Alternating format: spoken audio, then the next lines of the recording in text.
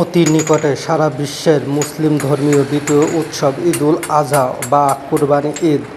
আর এই কুরবানিকে কেন্দ্র করে কামারপাড়ায় বেড়ে যায় কর্মব্যস্ততা ও টুংটাং শব্দ। কিন্তু এবার আর বেশি টুংটাং শব্দ কানে আসছে না এলাকাবাসীর। এবার কুরবানি ঈদকে সামনে রেখে কামারপট্টিতে তেমন কোনো কাজ নেই তাদের বলে যা দাবি করেছেন তারা।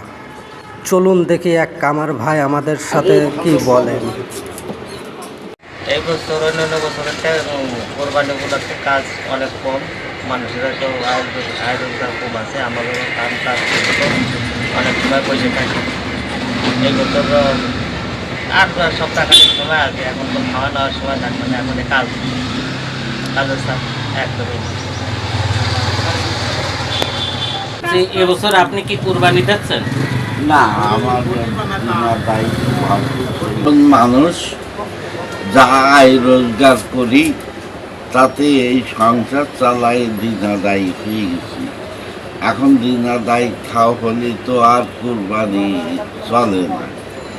এখন কুরবানি দিতে হলেও আবার দিনা করেই দিতে হবে।